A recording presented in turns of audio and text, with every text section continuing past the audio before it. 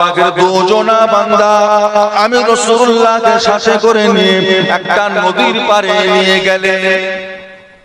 আমি রাসূলুল্লাহ দেখতে পেলাম নদীর পানিটা মানুষের রক্তের মতো লাল হয়ে আছে। ওই নদীর মধ্যে এখানে একটা মানুষ হাবুডুবু খায়, ডুবে আবার ওঠে, ডুবে আবার ওঠে। মানুষটা মধ্যে এখানে বড় মুসিবতের মধ্যে পড়ে আছে। আমি রাসূলুল্লাহ দেখলাম মানুষটা এইভাবে সাঁতরে সাঁতরে নদীর পাড়ে পৌঁছে গেল। পাড়ে উঠে যাবে বলে নদীর পাড়ের কাছাকাছি হয়েছে। ওই পাড়ে থাকা একটা মানুষ বড় একটা পাথরের টুকরা নিয়ে মানুষটার মুখে ছুঁড়ে মারলো। মানুষটার মুখটা চূর্ণ বিচূর্ণ হয়ে গেল। মানুষটা আবার ভেসে ভেসে নদীর মধ্যিখানে চলে এলো। তার চেহারাটা ভালো হয়ে গেল। আবার মানুষটা ডুবে ভাসে, ডুবে আবার ভাসে। এইভাবে মানুষটা আবার যখন নদীর পাড়ে পৌঁছে গেল বড় আশা নিয়ে, এবার আমি মনে হয় উঠে যাব। আবার দেখতে পেলাম নদীর পাড়ে থাকা মানুষটা বড় একটা পাথরের টুকরা নিয়ে মানুষটার মুখে আবার ছুঁড়ে মারে। মানুষটার মুখটা চূর্ণ বিচূর্ণ হয়ে গেল। মানুষটা আবার ভেসে ভেসে নদীর মধ্যিখানে চলে এলো। এইভাবে আযাব হতেই লেগেছে, কষ্ট পেতেই লেগেছে। আমি রাসূলুল্লাহ সাল্লাল্লাহু আলাইহি ওয়াসাল্লাম আমার সাথে থাকা দুজনা বান্দাকে জিজ্ঞাসা করেছিলাম, ও আল্লাহর বান্দারা কি ব্যাপার, এই মানুষটাকে এত কঠিন কেন শাস্তি দেওয়া হয়? মানুষটা কি এমন গুনাহ করেছে, কি এমন অন্যায় করেছে?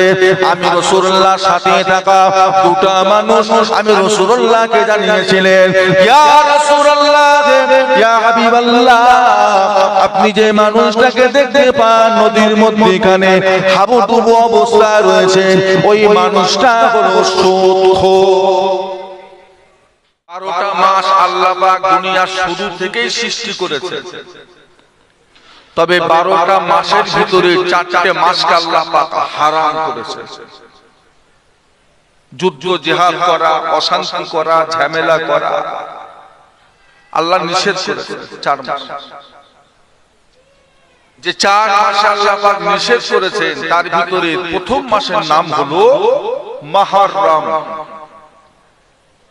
ওটা হলো আরবি মাসের প্রথম মাস। এই মুহররম মাসের চাঁদের 10 তারিখ আল্লাহ পাক এই দুনিয়াটাকে সৃষ্টি করেছিলেন। আবার এই মুহররম মাসের চাঁদের 10 তারিখ আল্লাহ পাক এই দুনিয়াটাকে ফানা করে দেবেন। ওই মাসের একটা ইজ্জত আমাদের কাছে আছে, সম্মান আছে। মুহররম মাসের 10 তারিখে একটা রোজা আছে, 9 তারিখে 11 তারিখে রোজা আছে। একটা রোজা রাখলে পিছনের 1 বছরের গুনাহ খাতাকে আল্লাহ মাফ করে দেয়। আবার অনেকে মনে করে মুহররম মাসে হযরত ইমাম হুসাইন রাদিয়াল্লাহু তাআলা আনহুকে শহীদ করা হয়েছিল। ওই মাসটা নাকি মুসলমানদের কাছে শোকের মাস, শোকের মাস, কষ্টের মাস। অনেকে ওই মাসে বিয়ে শাদী করতে চায় না, অনেকে ওই মাসে বাড়িতে বউ তুলতে চায় না। কেন? বলে ইমাম হুসাইন শহীদ হলো এই মুহররমের চাঁদে, আর এই মাসে আমার ছেলের বিয়ে দেবো না, ওটা হতে পারে না। আসলে এই ধারণাটা হলো ভুল। এই রকম ধারণা করার গুনাহ, এটা চলবে না। মুসলমানদের কাছে শোক বলে কিছু নেই। শোক এটা মুসলমানদের কাছে নেই। বাপ মারা গেছে, দাদু মারা গেছে, নানা মারা গেছে, মা মারা গেছে, ছেলে মারা গেছে, মেয়ে মারা গেছে, 3 দিন পর্যন্ত আল্লাহ পাক আপনাকে শোকে থাকা, শোক করাটা জায়েজ করেছে। 3 দিন। 3 দিনের পরে যখন 4 দিন হয়ে যাবে ওটা গুনাহ হবে, চলবে না। ঠিক মতো খাওয়া দাওয়া করলেন না, নতুন জামা কাপড় পরিধান করলেন না, চুল দাড়ি কাটলেন না, মাথার চুল আঁচড়ালেন না, মাথায় তেল দিলেন না, 3 দিন আপনি করেন। এটা আপনার সম্পর্ক, একটা রূহের সম্পর্ক, রক্তের সম্পর্ক। মারা গেছে মেয়েটা, বাপটা মারা গেছে, 3 দিন আপনি শোক করেন, কিন্তু প্রত্যেক বছরে ওই দিনটাই আপনি শোক করবেন, এটা শরীয়তে হারাম, চলবে না। তবে কোন মহিলা যদি স্বামী মারা যায় আর ওই মহিলাটা যদি অন্য কোথাও বিবাহ শাদী করতে চায়, তাকে শরীয়ত 4 মাস 10 দিন অপেক্ষা করতে বলেছে। বিয়ে করুন, সমস্যা নেই, তবে 4 মাস 10 দিন ওই মহিলাটা অন্য কোথাও বিয়ে শাদী করতে পারবে না, নিষেধ। আপনার জামাই মারা গেল, আপনি 1.5 মাস পরে ওই মহিলাটাকে, আপনার মেয়েটাকে নিয়ে গিয়ে আর একটা ছেলের সঙ্গে বিয়ে পড়িয়ে দিলেন, আর 9.5 মাস পার হবার পরে ওই মহিলাটার যদি একটা বাচ্চা হয়, ওই বাচ্চাটা কার হবে? প্রথম পক্ষের না দ্বিতীয় পক্ষের?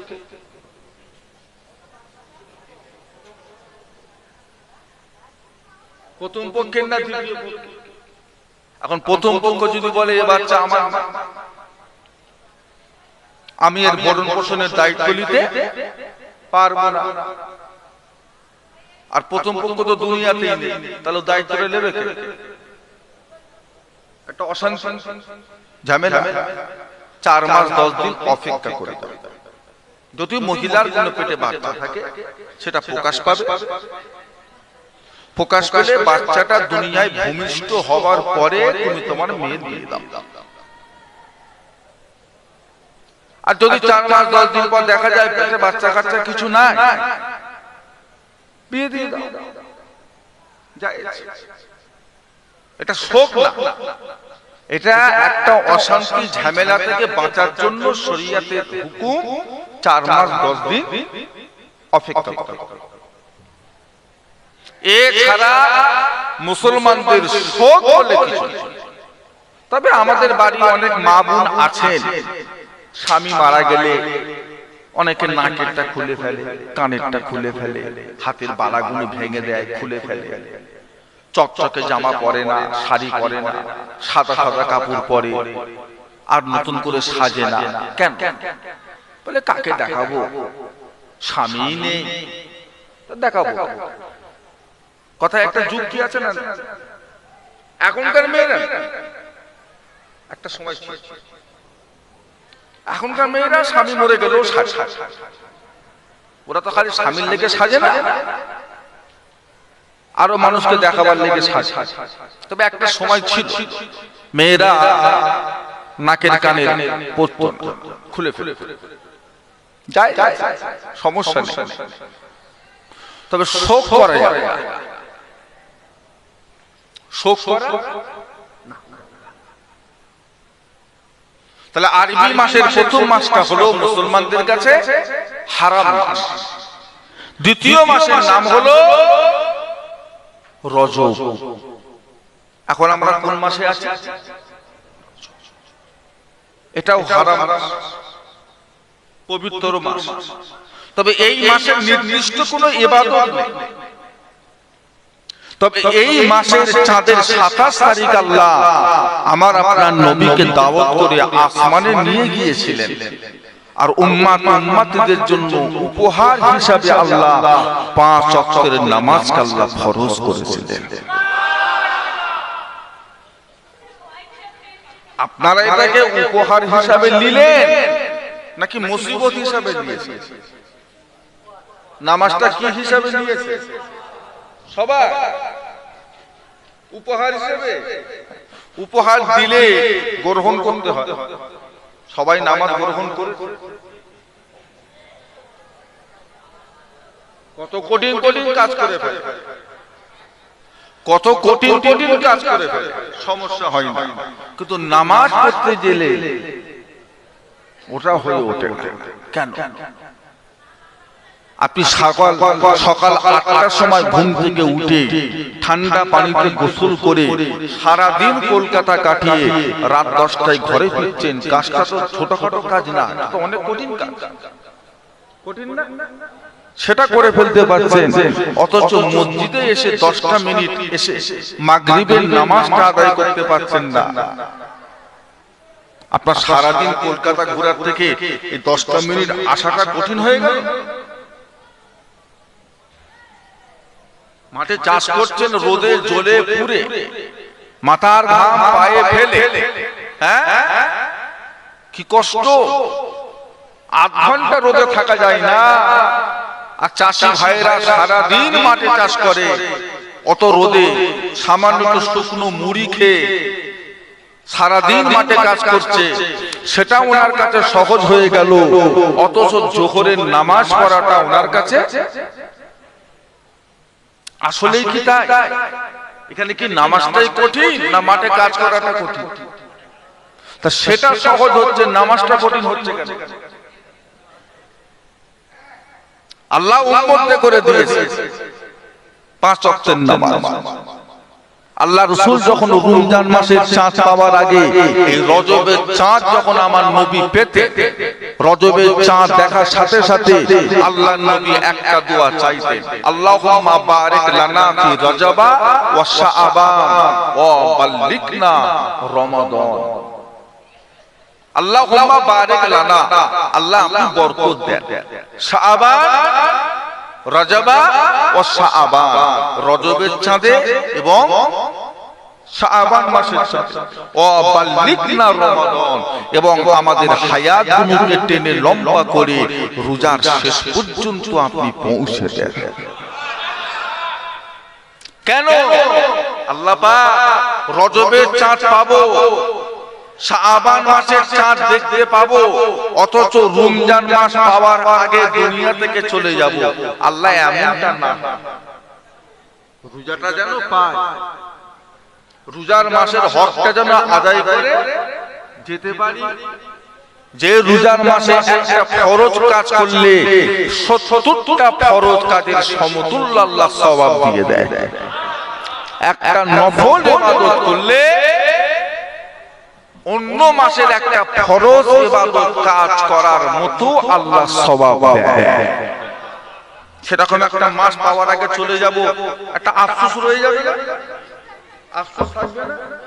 ওহ আল্লাহ, রোজার আগে থেকে নিলে কবরে, রোজাটা পেলাম না, কারণ আর তো দাম নেই। এবার কবরে যাওয়ার পরে রোজা পাবো, জিলকদ পাবো, জিলহজ পাবো, আবার মুহররম পাবো, প্রত্যেক বছরে বছরে পাবো। যতদিন না কিয়ামত হয়, তাতে 200 বছর হোক, 300 বছর হোক, 400 বছর হোক, কত কি পাবো। আর দাম আছে, আর দাম আছে।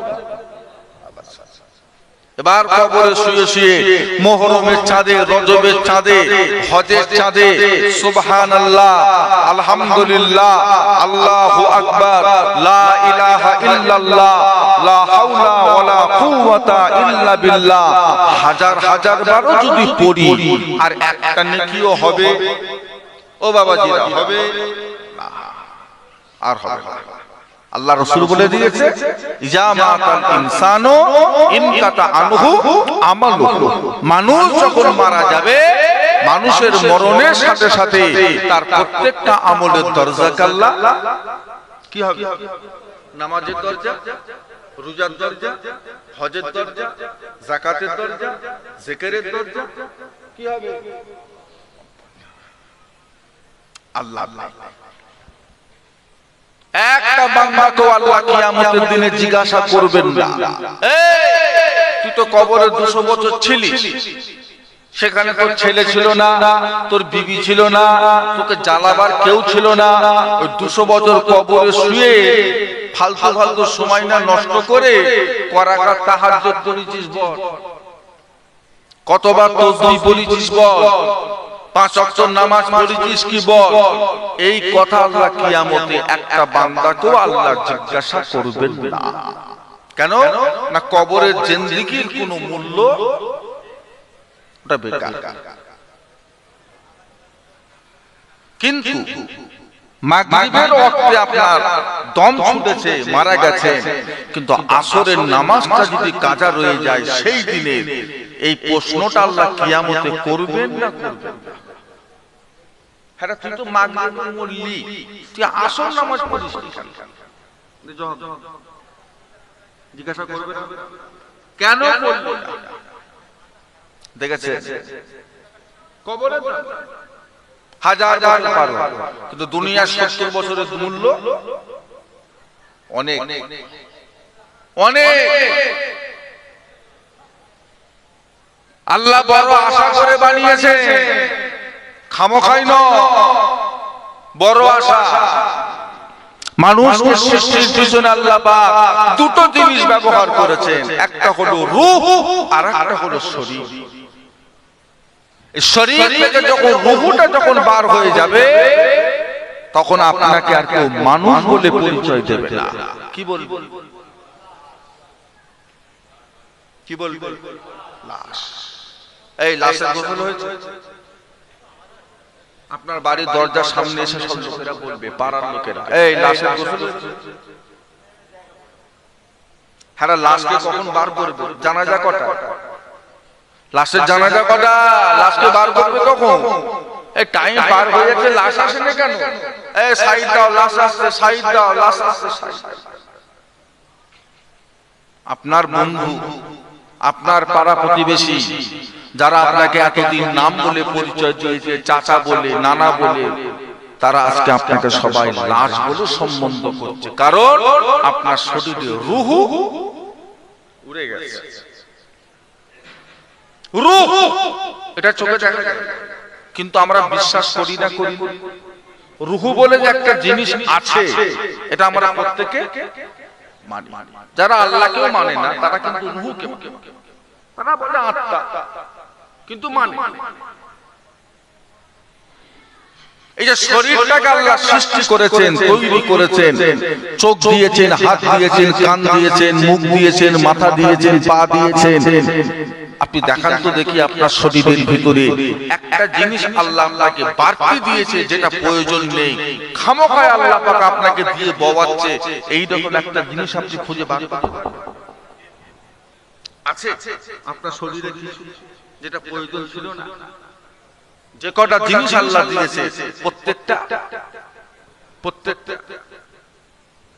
আজকে যদি আপনার এখানে যদি আপনার এই হাত পা চোখ কান নাক মুখের ভিতরে একটা জিনিস যদি আল্লাহ নষ্ট করে দেয়, ধ্বংস করে দেয়, আজকের পর থেকে সামনে জিন্দেগিটা চলাফেরা করাটা আপনার জন্য সহজ থাকবে না কঠিন হয়ে যাবে?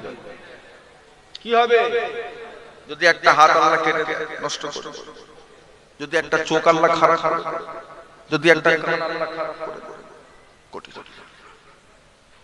কঠিন কঠিন। আরে এমন জিনিস যা গোটা পৃথিবী ঘুরে ফেললো, আপনি আর একটা জোগাড় করতে পারবেন না। যে এমন কোন বাজার আছে যেই বাজারে চোখ বিক্রি হয়, কিডনি বিক্রি হয়, লিভার বিক্রি হয়? আছে নাকি? ঘুরে ফেলেন,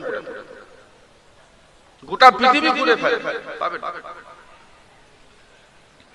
তাহলে আল্লাহ যে দিয়েছে এত কিছু, এই সমস্ত জিনিসগুলো আল্লাহ পাকের একটা উদ্দেশ্য আছে না নাকি এমনি এমনি?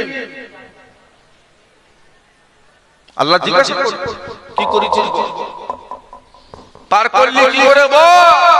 এই জীবনটা এত কিছু জিনিস দিলাম, কম দামি? আল্লাহর দেওয়া জিনিসগুলো কম দামি, টাকা দিয়ে পাওয়া যাবে? আল্লাহ নবী আমার, আপনার নবী দয়ার নবী বলেন, কিয়ামতের ময়দানে মাহশারে আল্লাহ বান্দাদের করে তুলে সর্বপ্রথম আল্লাহ 5টা প্রশ্ন করবেন।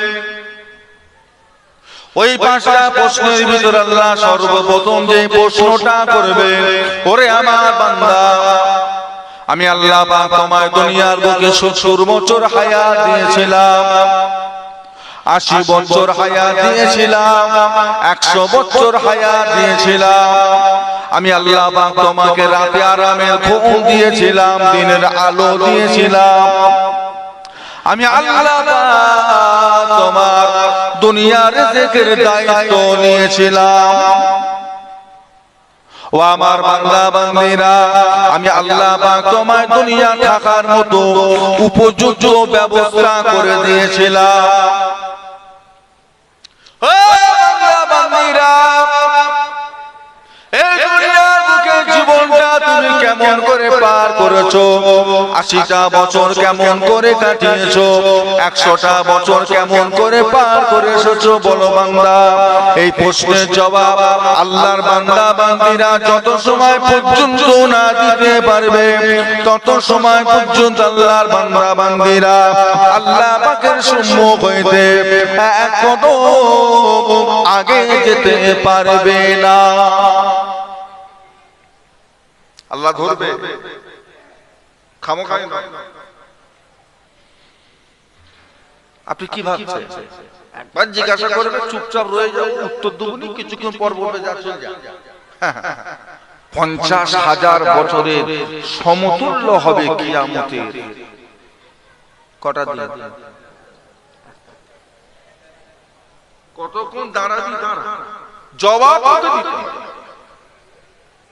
আপনি আপনার ছেলেকে বাজারে 500 টাকা দিয়ে হিসাব চান না, এই কোথা খরচা করেছিস, আল্লাহ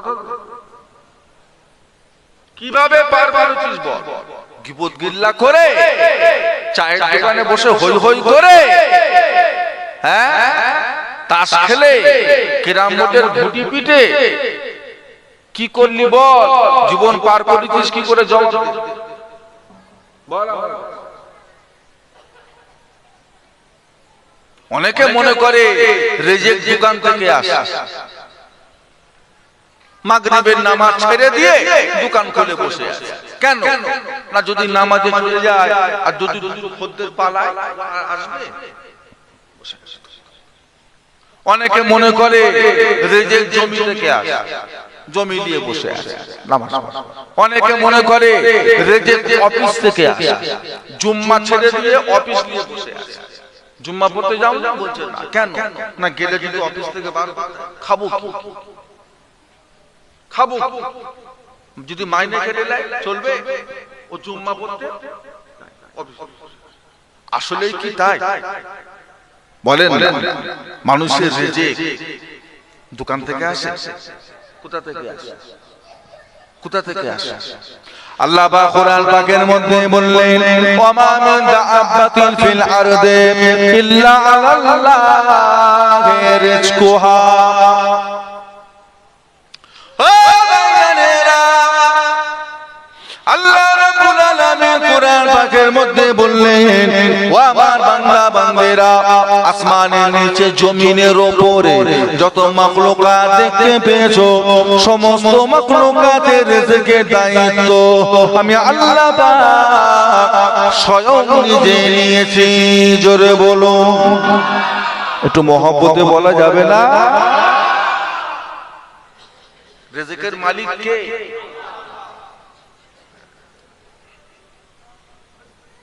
যতই লাফালাফি করে রিজিক বাড়বে, যতই অলসতা করে তাতে কি আপনার রিজিক কমে যাবে? দুনিয়া সৃষ্টি হবার 50,000 বছর আগে আল্লাহ প্রত্যেকের বাজেটকে আল্লাহ পাস করে দিয়েছে। তাকদীর আল্লাহ লিখে দিয়েছে, যেটা আল্লাহ লিখে দিয়েছে এর কোনো পরিবর্তন বলেন না। বিশ্বাস হয়? বাড়বেও না, কমবেও না, কমবেও না। বিশ্বাস হয়? আপনারা বিশ্বাস করে তার রিজিক বাড়বেও না, কমবেও না, এই বিশ্বাস যদি মুসলমানের থাকে তাহলে লটারির টিকিট কারা কাটে?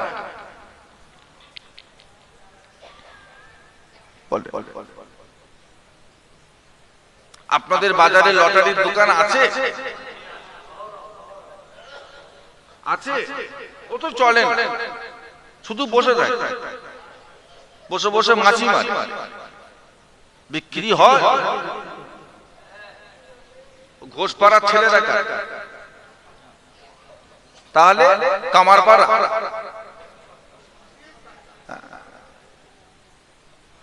আমাদের ইসলাম পাড়া, মোল্লা পাড়া, এরা তো মনে হয় কাটে।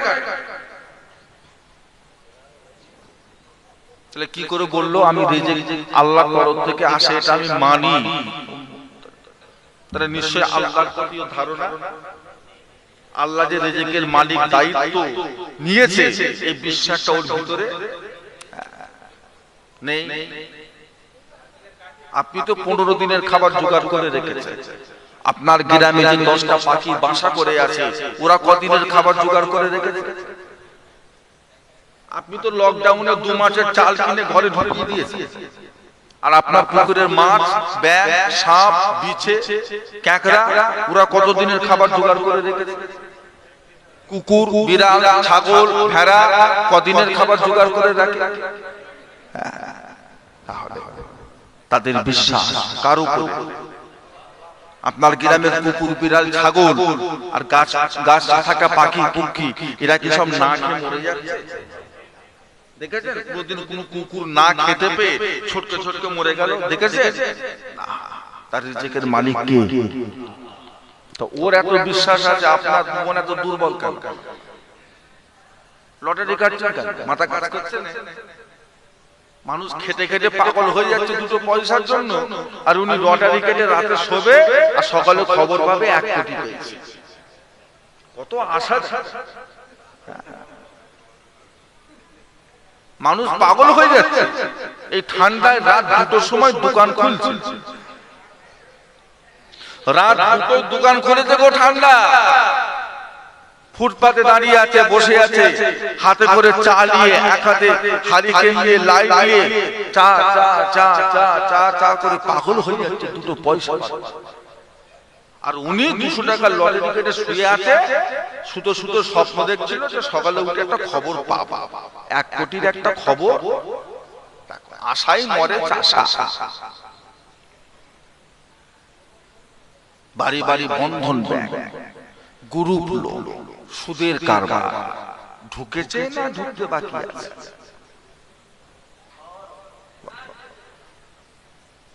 কি করে বলছেন আপনি যে রিজিক আল্লাহর তরফ থেকে আসে এরা বিশ্বাস করে? এটা আপনি বলছেন কিছু রাখলো? সুদ এই জিনিসটা হাদিস দিয়ে হারাম না ইজমা কিয়াস দিয়ে হারাম না পীর ওলি আল্লাহর কথা দিয়ে হারাম না আল্লাহর কোরআন দিয়ে হারাম? সুদ তাও কাটবেন, খাবেন, তাও সুদ লেনদেন করবেন, আবার নিজেকে মুসলমান দাবি করবেন।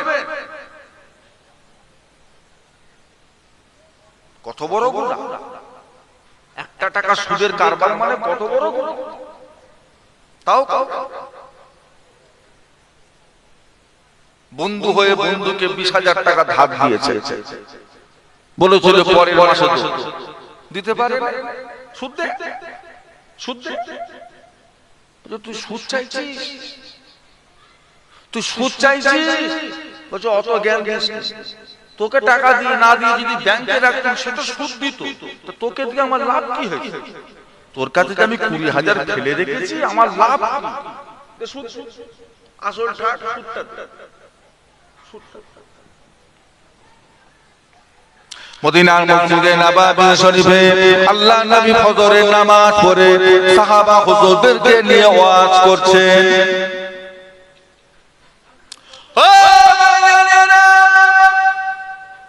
আল্লাহ রাসূল বললেন, বাবারা, গতকাল রাতে আমি রাসূলুল্লাহ সাল্লাল্লাহু আলাইহি ওয়াসাল্লাম বাড়িতে ঘুমিয়েছিলাম।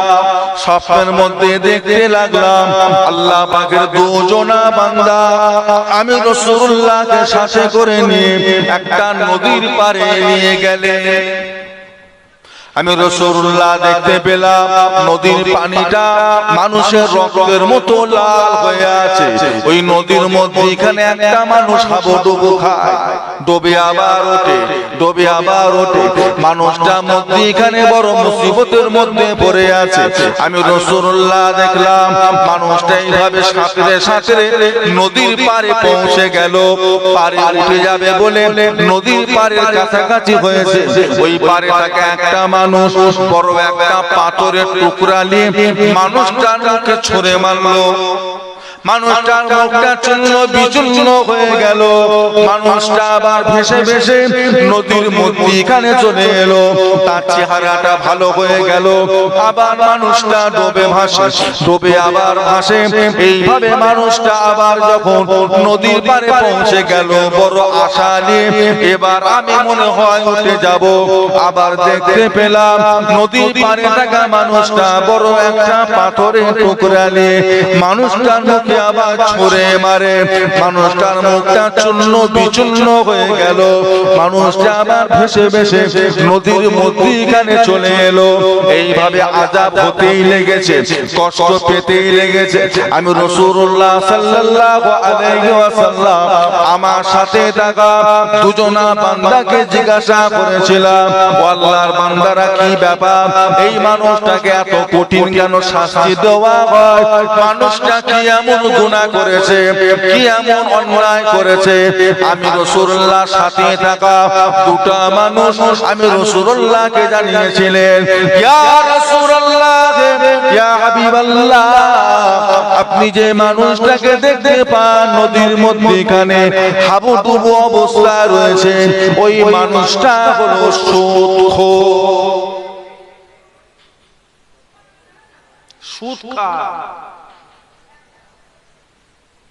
এবার আপনি বলেন, নবীদের স্বপ্ন মানে সত্য না মিথ্যা? শয়তান দেখে আপনি আমরা শুয়ে শুয়ে স্বপ্ন দেখতে নিয়ে হাওয়ায় এরকম এরকম করছে আর উড়ে উড়ে বেড়াচ্ছে।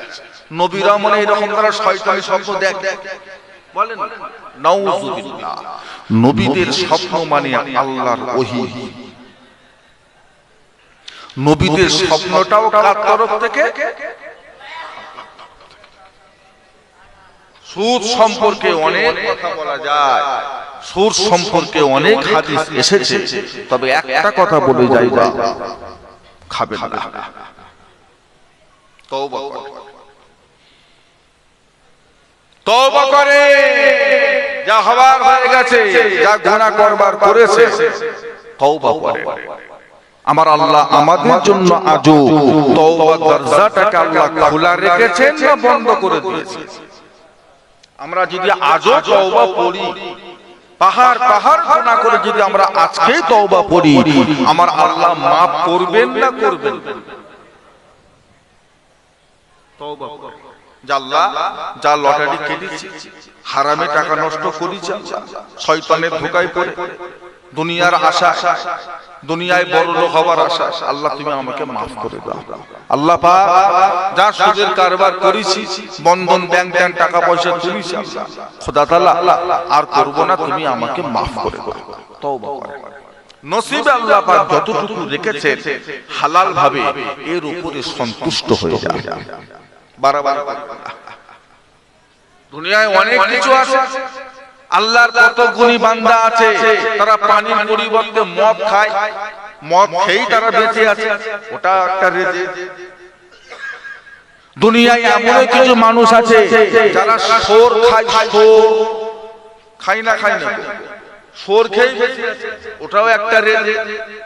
দুনিয়ায় কত গুণী বান্দা আছে যারা সাপ খায়, সাপ, সাপ খেয়ে তারা বেঁচে আছে, বেঁচে আছে মানে খেয়ে, ওটাই তাদের রিজিক, তাই না? তাহলে দুনিয়াতে হালাল রিজিকও আছে। আমরা কোন কোন খাব, আমরা কোন কোন খাব,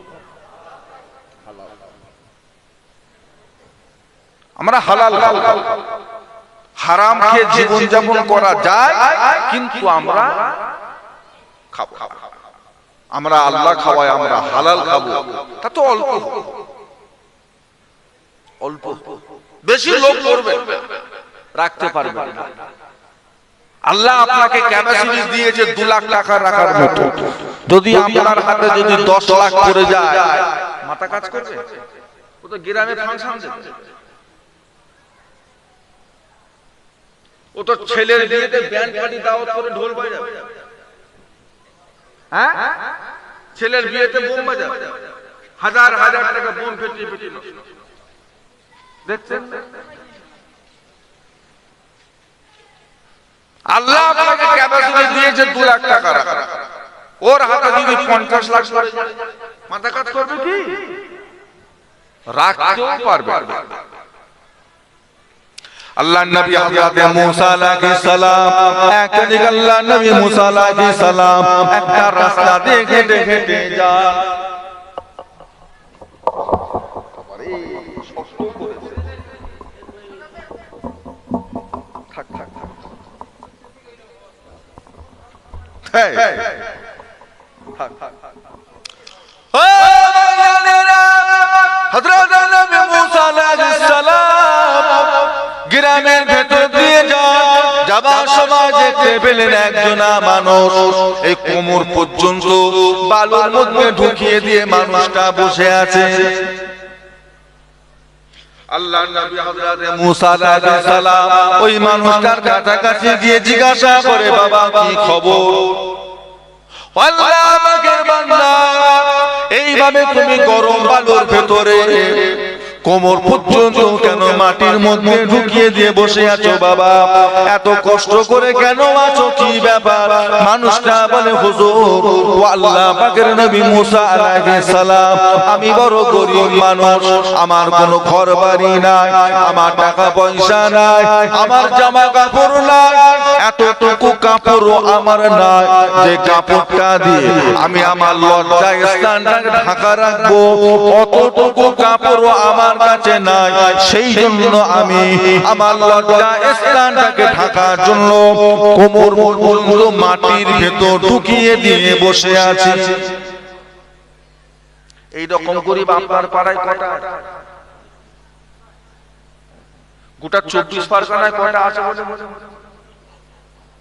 গোটা পৃথিবীতে।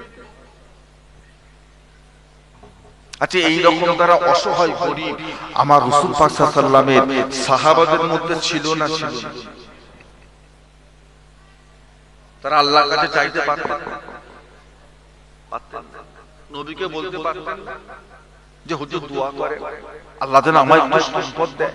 না, তাদের আশা, তাদের বিশ্বাস যে আল্লাহ নসিবে যতটুকু রেখেছে, যেভাবে রেখেছে, আমরা তার উপরই আমরা সন্তুষ্ট। আজ সাহাবার নাম হলো হযরত তালহা রাদিয়াল্লাহু তাআলা আনহু। ফজরের নামাজ পড়ে আর ফজরের নামাজ পড়ে আর নববী শরীফ থেকে চলে আল্লাহর রাসূল প্রতিদিন দুয়ার সময়, ওয়াজের সময় তালহাকে দেখতে, আরে কি ধরেছে বলো, প্রত্যেকদিন পালাচ্ছে। অন্য একটা ওয়াক্তে হযরত তালহাকে ডেকে বললেন, তালহা, আমি নবী কি তোমার কিছু হক নষ্ট করেছি? আমি রাসূলুল্লাহ সাল্লাল্লাহু আলাইহি ওয়াসাল্লাম তোমার সাথে কিছু বেইনসাফি করেছি? হুজুর, আপনি এত বড় বড় কথা কেন বলছেন? কি হলো? যে তুমি ফজরের নামাজ পড়ে পালাও কেন? দোয়া করো না, আমার ওয়াজের মাহফিলে বসো না, প্রত্যেকদিন পালাচ্ছ কেন? কি হলো? হযরত তালহা রাদিয়াল্লাহু তাআলা, ইয়া রাসূলুল্লাহ, ইয়া হাবিবাল্লাহ, আমি ফজরের নামাজ পড়ে কেন চলে যাই? তার যথেষ্ট কারণ আছে।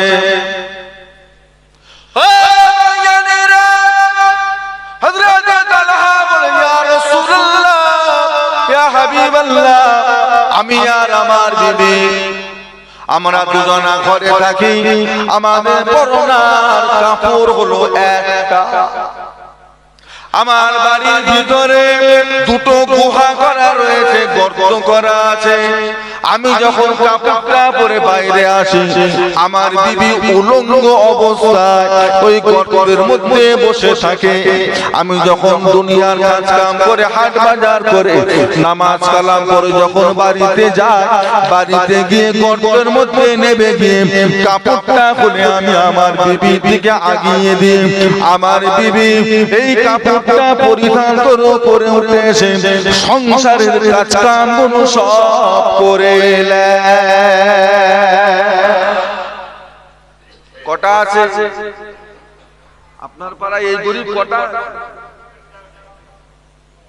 প্রত্যেকের বাড়িতে গেল প্রত্যেকের মাথা পিছু দুটো, পাঁচটা, 10টা, 20টা জামা কাপড়। এমনও মানুষ আছে 1 বছর আগে জামা কিনেছে, এখনো পরার সময় নতুন নতুনই রাখা সাহাবা। ও ভাইয়ানেরা, হযরত তালহা ইয়া রাসূলুল্লাহ ইয়া হাবিবাল্লাহ, হুজুর আপনি তো জানেন ফজরের নামাজটা হয়ে যাবার পরে বেলা উঠে যায়, সময় বেশিক্ষণ থাকে না। যদি আমি আপনার দরবারে ফজরের নামাজ পড়ে বসে মুনাজাত করি, দোয়া দরুদ করি, জিকির করি, ওয়াজের মাহফিলে বসি, তাহলে আমার বিবি সাহেবার সেই দিনের ফজরের ফরজ নামাজটা কাজা হয়ে যাবে। সেই জন্য আমি ফজরের নামাজটা জামাতে পড়ার জন্য মদিনার মসজিদে নববী শরীফে চলে আসি। নামাজ হয়ে যাবার পরে আমি তাড়াতাড়ি বাড়ি চলে যাই, দোয়া মুনাজাত করি না, বাড়িতে চলে গিয়ে গুহার মধ্যে নেমে যাই। আমি আমার কাপড়টা খুলে আমার বিবির দিকে আগিয়ে দিই, আমার বিবি ওই কাপড়টা পরিধান করে গুহা থেকে উপরে উঠে এসে ওযু করে আল্লাহর ফজরের ফরজ নামাজটা সে আদায় করে নেয়। সন্তুষ্ট সাহাবা হুজুররা তাতে সন্তুষ্ট। আল্লাহ যতটুকু নসিবে রেখে আলহামদুলিল্লাহ। কারো কাছে হাতও পাতে ছিল না, সাহাবাদের ভিতরে ধনী ধনী সাহাবা ছিল না, যদি একবার গিয়ে বলতে 1 টাকা 20টা জামা কিনে দিতেন না। কিন্তু সাহাবা হুজুররা একটা কাপড় স্বামী স্ত্রী ব্যবহার করলো, তারা তাদের ঘুমটাকে আল্লাহর ইবাদত মনে করতেন। আল্লাহ রাসূল বলেছেন, যে ব্যক্তি ঈশান নামাজ পড়লো আবার ফজরের নামাজ পড়লো, তার সারা রাতের 7-8 ঘন্টা ঘুমটাও হলো আল্লাহর কাছে নফল ইবাদতের সমতুল্য। আপনি ঘুমাবেন আপনার ফায়দা, আপনি ঘুম থেকে উঠবেন শরীরে এনার্জি পাবেন, ঘুম থেকে উঠবেন আপনার একটা ফ্রেশ জিন্দেগি পাবেন, মন মাইন্ড ভালো হয়ে যাবে, আপনার লাভ। তবে আপনার লাভটাও আল্লাহ দিয়েছে ইবাদতের সময়, এটা আপনি ভাবতে পারবেন না। সাহাবারা ভেবেছে।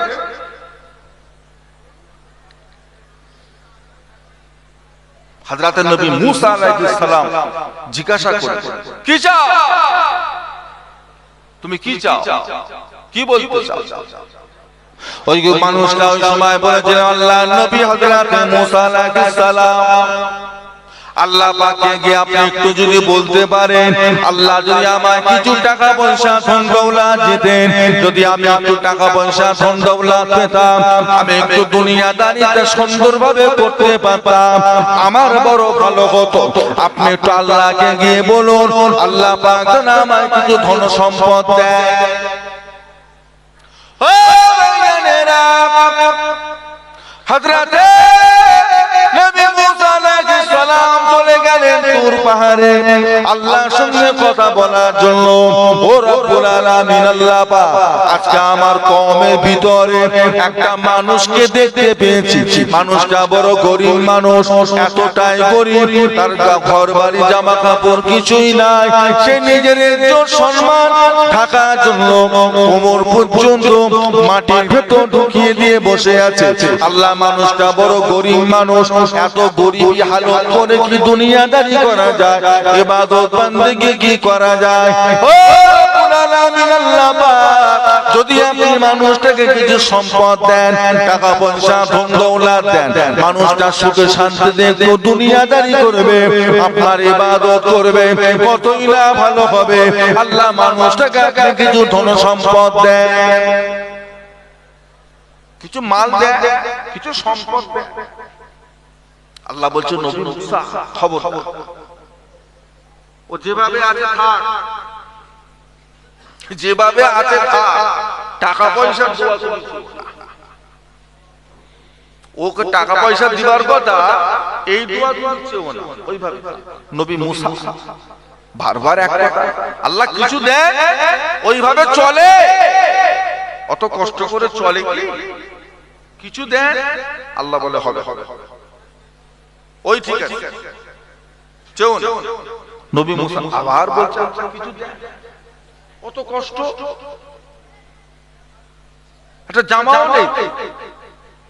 আল্লাহ পাক ওই সময় বললেন নবী মুসা ওটা তোমার উম্মত, ওটা আমার বান্দা। নবী মুসা উম্মতে যদি এত মায়া হয়, উম্মতের প্রতি যদি এত দয়া হয়, ওটা আমার বান্দা। আমি আল্লাহ কি আমার বান্দাকে ভালোবাসি না? ওকে ওইভাবে থাকতে দাও। আল্লাহ ভালোবাসে নাকি আল্লাহ শুধু বড় লোকগুলোকে ভালোবাসে, গরিব লোকের আল্লাহ ভালোবাসে? কি বলছে? বড় গরিব লোকের ব্যাপার আল্লাহর কাছে আছে,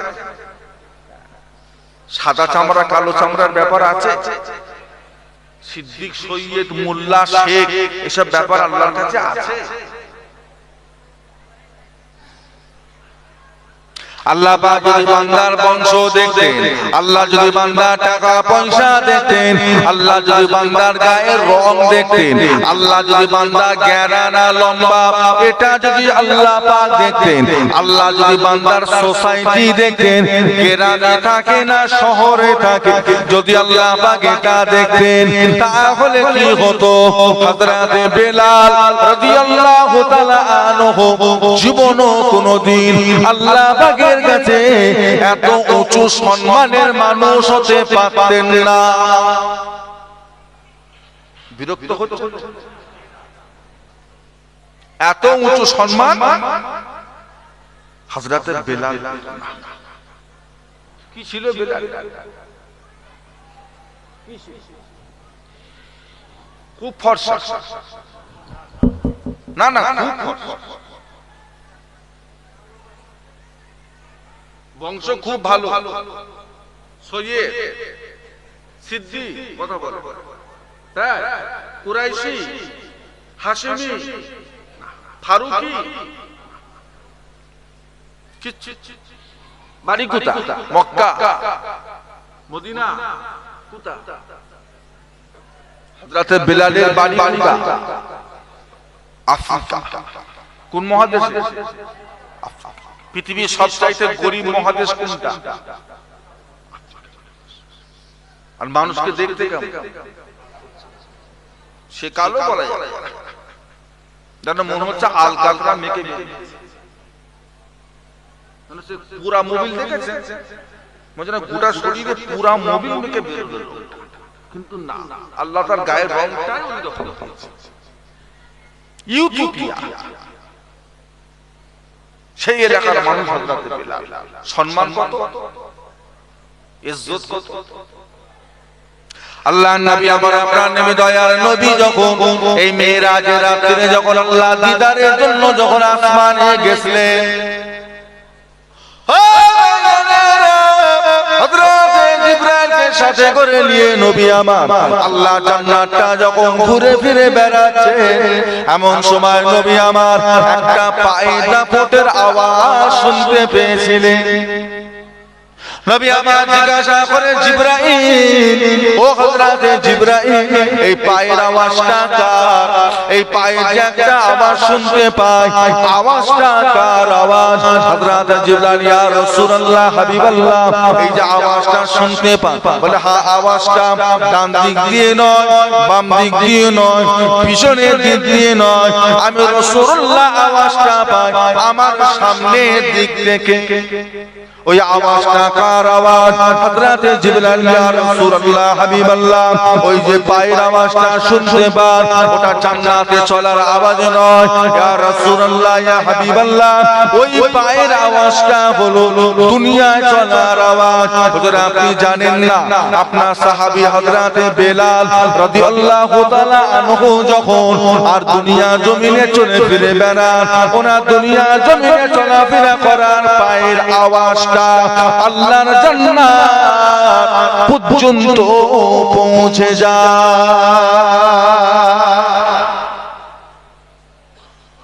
ছেলে খেলা কথা, দুনিয়া থেকে প্রথম আসমানের দূরত্ব কত? 500 বছর। প্রথম আসমান থেকে দ্বিতীয় আসমান 500 বছরের দুনিয়ায় চলছে, আর সেখানে পায়ের আওয়াজ চলে গেছে যে টাকার জোরে, কথাই বল, বংশের জোরে, গায়ের রঙের জোরে, ঘর বাড়ির জোরে। হযরতে বেলালের থেকে দামি দামি সাহাবা আমার নবী ছিল না? বেলালই কি সবচেয়ে দামি?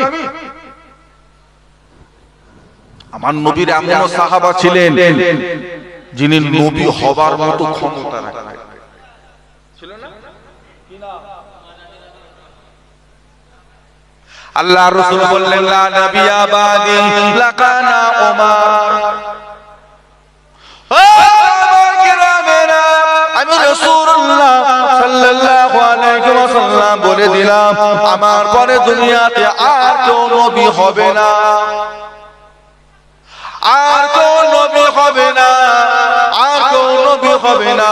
নবীর দরজা আল্লাহ পাক বন্ধ করে দিয়েছে। তবে বাবারা শুনে রেখে দাও, আমার পরে যদি আল্লাহ কাউকে দুনিয়ায় নবী করতেন, তাহলে আল্লাহ পাক হযরতে ওমর ফারুক রাদিয়াল্লাহু তাআলা আনহু আল্লাহ পাক দুনিয়ায় নবী করে পাঠাতেন। জোরে বলুন, জোরে বলুন। তিনার পায়ের আওয়াজ জান্নাতে গেছে।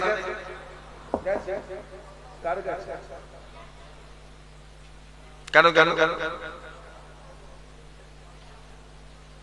ওমর ফারুকের থেকে বেলালের আমল বেশি, তাও কথা বলে না। ওমর ফারুকের ইবাদতের থেকে বেলালের ইবাদত বেশি, দাম বেশি, ফজিলত বেশি না? কার ফজিলত?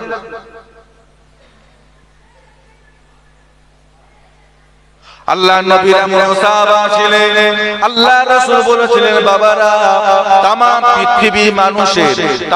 পৃথিবী মানুষের ঈমান আর আমলটা নিয়ে যদি দাড়ি পাল্লার একদিকে রাখা হয়, আমার একটা সাহাবার আর ইবাদত আর ঈমানটা নিয়ে যদি দাড়ি পাল্লার অপর দিকে রাখা হয়, तमाम পৃথিবী মানুষের ঈমান আমলের পাল্লা হালকা হয়ে যাবে। আর আমার একটা সাহাবার ঈমান আমলের পাল্লা আল্লাহ পাকের দরবারে বড় ভারী হয়ে যাবে। জোরে বলুন কি না? হযরতে আবু বকর সিদ্দিক, তিনার পায়ের আওয়াজ জান্নাতে গেছে। কেমন? হযরতে আবু বকর থেকে বেলালের সম্মান বেশি, আমল বেশি, বলেন না? আমল বেশি।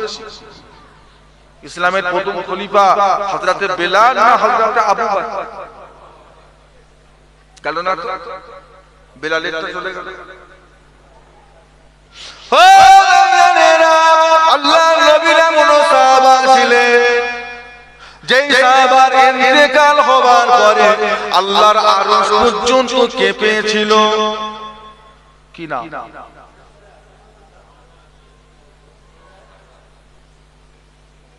আল্লাহ নবীর এমন সাহাবা ছিলেন যেই সাহাবার জানাজার নামাজে দুটো নয়, 10টা নয়, 20টা নয়, 100টা নয়, 1000, 10,000 নয়, 20,000, 50,000 নয়, 70,000 রহমতের ফেরেশতা শামিল হয়েছিলেন। জোরে বলুন কি না?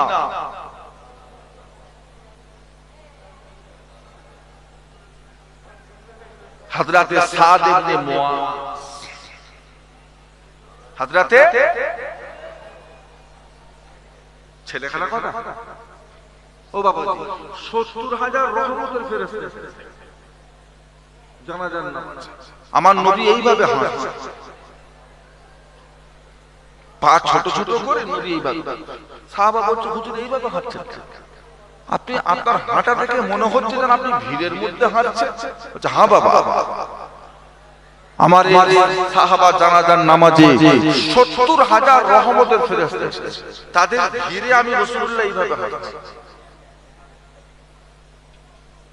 চিন্তা করেন, তিনার পায়ের আওয়াজ জান্নাতে গেছে।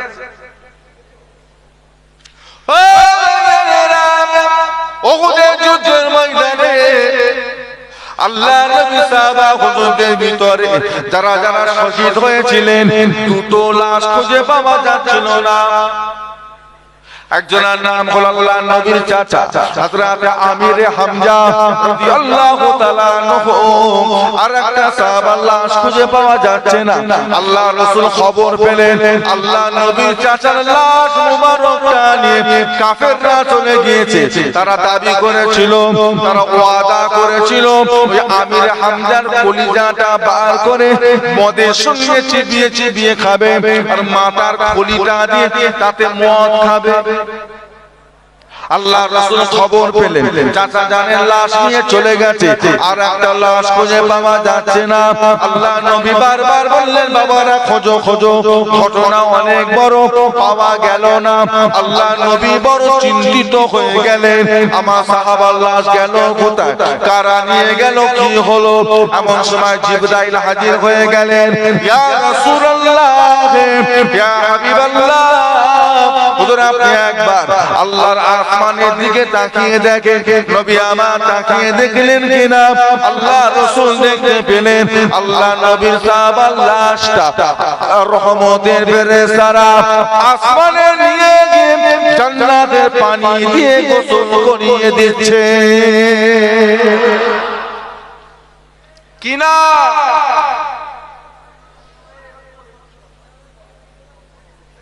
শহীদদের লাশ শহীদদের লাশ গোসল দেওয়া নিষেধ, যে তারা যেই অবস্থায় মারা যায় শহীদ হয় তাদের সেই অবস্থায় দাফন ওই রক্ত। নবী বলেছেন শহীদদের রক্ত থেকে কিয়ামতের দিনে মুস্ক আম্বারে সুবাস বার হবে। জোরে বলো। তাদের গোসল, কিন্তু ব্যতিক্রম একটা সাহাবার গোসল হয়েছে কি না।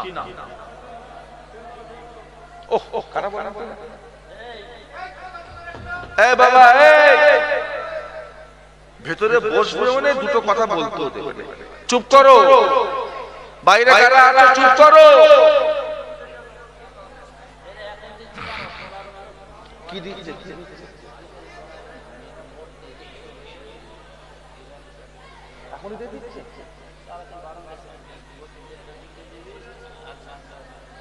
দোয়াটা হোক তারপর দেবে। আপনি বললেন কেন বাবাজি?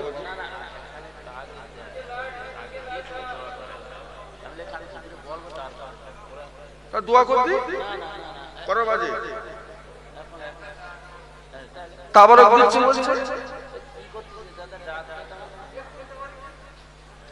এত কথা বলছে। আমার ভাইজানরা, বাবাজিরা, দোস্তরা, বন্ধুরা, বাবাজিরা,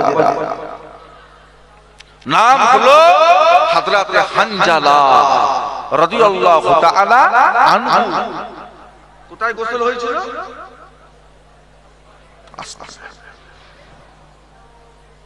আসমানে, বুঝলে,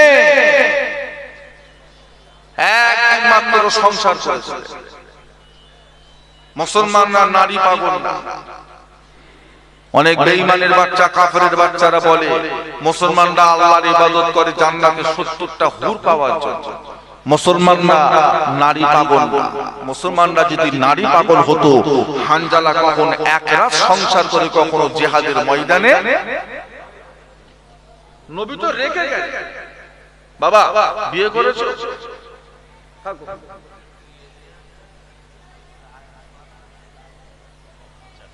নবী থাকো বাবা, তুমি যেও নি জিহাদে, তুমি ঘরে থাকো। নবী রেখে গেছে।